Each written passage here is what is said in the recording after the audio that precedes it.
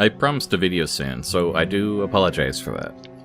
I wanted to make sure I had finished the launch content of the expansion. I wanted to do it myself before I said too much, and I actually ended up just enjoying my time leveling slower than I thought I would. You may have seen some articles online or posts on Reddit about this trend of playing Midnight while only on ground mounts. The ability to use dragon flight speed at all times just really trivializes travel, and you don't get to experience half the zone itself if you play this way. I don't care if you like flying. I've been told plenty of times that my opinion doesn't matter and I'm actually not having fun, so you don't need to tell it to me again. The flying debate is basically as old as Mists of Pandaria at this point, and it's by far the smallest talking point in Midnight, so it's not even worth, spending time on it right now. What I'm talking about is that these new zones are very pretty. The sights and designs are all very strong.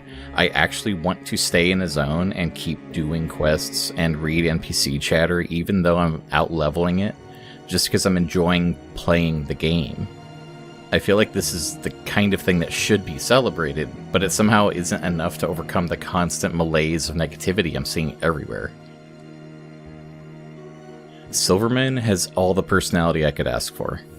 The citizens are outright rude and confrontational sometimes, especially if you play Alliance.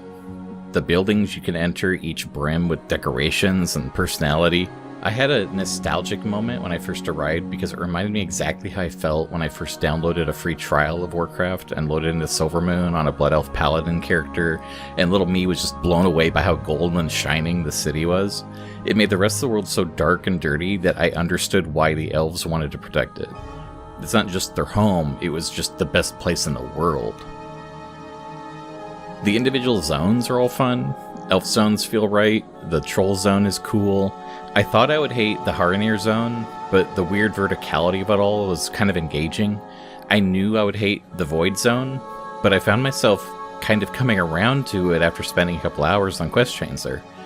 All in all, this is what I want out of an expansion for Warcraft.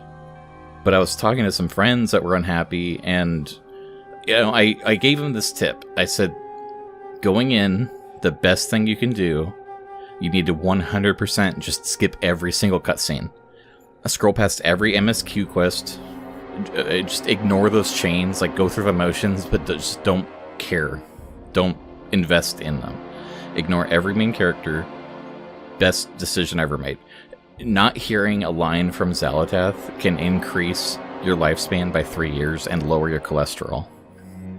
The whole main story quest stuff is so bad. The plot is bad. The characters are bad. The characterizations are bad. The spoken words are directed so strangely. Every single cutscene feels the same. In fact, I realized this, and I thought, why don't I do this for my video?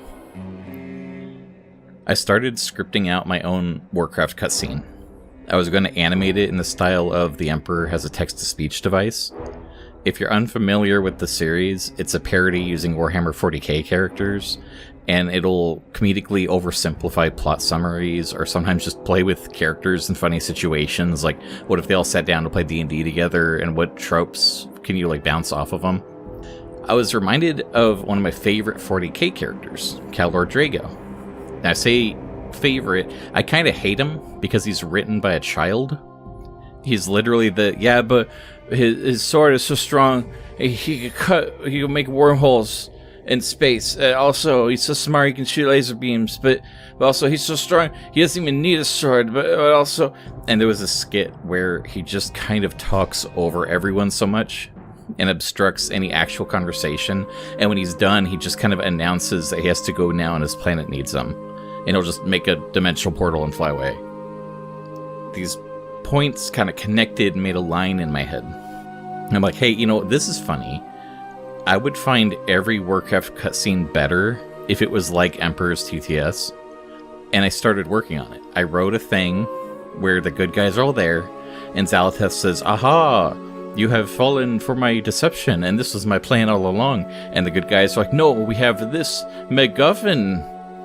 And she'd say, no, anyways, that's actually what I really wanted, and this was my actual real deception, and this is what my actual plan actually was all along. And then Sylvanas would open a portal and pop up and shoot an arrow, and Zaltath would say, no, I've been defeated, and then leave. And someone would try to thank Sylvanas, and she would just say, I have to go now, my planet needs me.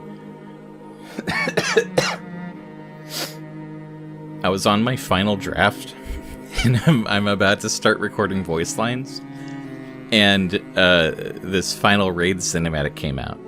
So I thought, well, I'm going to watch it. And the raid cinematic was the good guys there with Zalatath, and she says, this was my plan all along, and Sylvanas showed up with a portal and shot her, so she left, and then Sylvanas said, I have to go now, my planet needs me. And I practically threw my keyboard against the wall. If Blizzard isn't going to put any effort into the shit, then why am I making an animated video about it? And I'm not kidding either. I closed Wowhead, and I went to Blizzard, and I canceled my subscription after watching this. I mean, joke's on me. I have an annual subscription, so I still have months left. So, I mean, it's not like I have left the game entirely. But if this was my last month, I think it would be okay, and I would take a break. There was such a good foot to begin with. Leveling up felt like Warcraft again. But this emphasis on pretending to have an MSQ like Final Fantasy is getting really pathetic, and the bad writing is just emphasizing that in every way. Everything about Midnight feels like it's just a continuation of the patch cycle that we've had since Shadowlands. And somehow the Shadowlands has returned. I'm certain that The Last Titan will just feel as bad, and I really hope that Chris Metzen just retires after that, because he can, be proud of his trilogy he finished or whatever. Blizzard has a lot of talented quest designers, artists, programmers, people who are putting real work into an obscenely aggressive release schedule, and it's running them dry. So Chris Metzen can pat himself on the back for his Marvel Cinematic Universe fanfiction, while Activision Blizzard asks for more money than ever for less content than ever. And it's just kind of spiraling. It's very obvious and frustrating to watch. So I'll say it one more time.